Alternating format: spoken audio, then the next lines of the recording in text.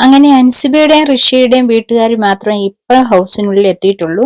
രണ്ടുപേരുടെ അമ്മമാർക്കും ഓരോ രസകരമായിട്ടുള്ള ടാസ്ക് കൊടുത്തിരിക്കുക കേട്ടോ. അത് സാധാരണ മുൻകാലത്തൊക്കെ നടന്നിട്ടുള്ളതാണ്, ഇതുപോലത്തെ മുൻകാല സീസണിലൊക്കെ നടന്നിട്ടുണ്ട്.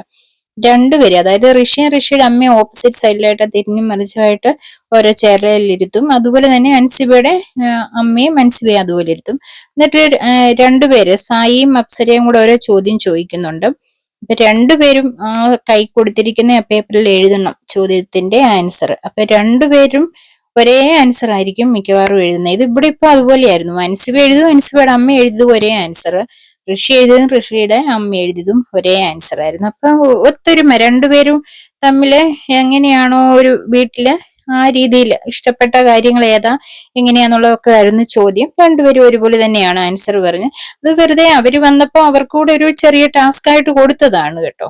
കാര്യം വന്നു കഴിഞ്ഞപ്പോ ഒരു സന്തോഷം എല്ലാരും കൂടെ കൂടി, അത്രമാത്രം. അതാണ് ഇപ്പം നടന്നുകൊണ്ടിരിക്കുന്ന ലൈവിൽ.